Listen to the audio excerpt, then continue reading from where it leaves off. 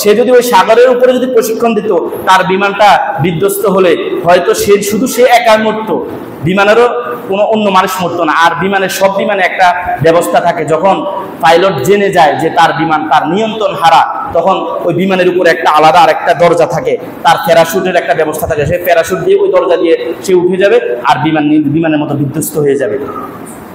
কিন্তু এটা কি হয়েছে? এটা তো সম্ভবই হয়ে নেই, এটা সম্পূর্ণ পরিকল্পিতভাবে হয়েছে।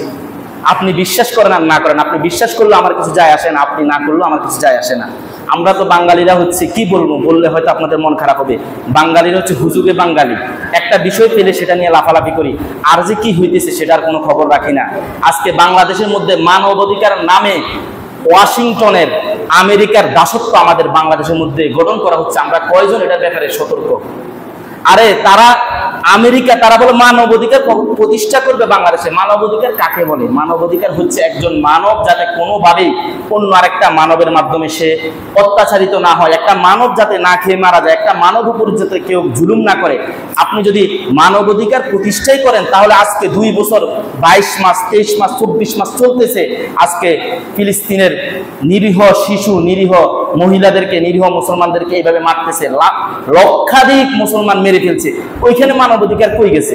আর মারতেছে কারা? ইসরায়েল আর আমেরিকা, তারাই তো মারতেছে। আবার ওই আমেরিকা বাংলাদেশে মানবাধিকার প্রতিষ্ঠা করবে, মানবাধিকার প্রতিষ্ঠা করবে না, আপনাদের বাংলাদেশকে দখল করবে। যদি এই মানবাধিকার নামে কোনো প্রতিষ্ঠান ঢাকার মধ্যে হয়ে যায়, তাহলে মনে করেন এতদিন হয়তো শেখ হাসিনার মাধ্যমে ভারত বাংলাদেশকে কি করছে? ভারত বাংলাদেশকে চালাইছে, এখন চালাইবে আমেরিকা। আমেরিকা যেভাবে বলবে সেভাবে চলবে।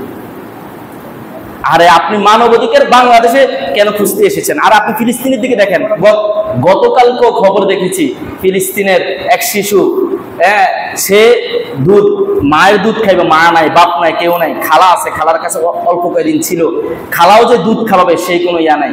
ওই শিশুটা কঙ্কাল হয়ে মারা গেছে, মানে তার হাড্ডি ছাড়ার কিছু নেই। এখন বর্তমানে ফিলিস্তিনের শিশু যত মানুষ আছে তারা কঙ্কাল হয়ে মরতেছে। আপনারা যারা বলতেছেন, মনে মনে হয়তো বলতেছেন, হুজুর এগুলো বলেন কেন? আরে আমি আপনাকে হাতে কলমে লিখে দিছি, আপনি লিখে রাখেন, আপনি কিয়ামতের দিন আল্লাহ তাআলা জবাবে কি জবাব দিবেন? আর তারা তো মুসলমান। আজকে উত্তরায় 100 জন, হয়তো খবরের পত্রিকা লেখা হয়েছে 34 জন, যদিও 34 জন না, এর বেশি সংখ্যক মারা গেছে। আপনারা কত হাজারি, কত কান্না, আহারে শিশুগুলো মারা গেল, আহারে আহারে। এবার আপনি একটু চিন্তা করেন, ফিলিস্তিনের লাখ লাখ মুসলমানদেরকে তারা মারতেছে প্রতিদিন। হাদিসের মধ্যে স্পষ্ট আছে, আল মুসলিমু আখুল মুসলিম, প্রতিটা মুসলমান অপর মুসলমানের ভাই। একটা মুসলমানের হাতে যখন আঘাত হয়, তখন সারা বিশ্বের মুসলমানের আঘাত হওয়ার শামিল। একটা মুসলমানের চোখে যখন আঘাত পায়, তখন সারা বিশ্বের মুসলমান কেমন যেন চোখে আঘাত পেয়েছে।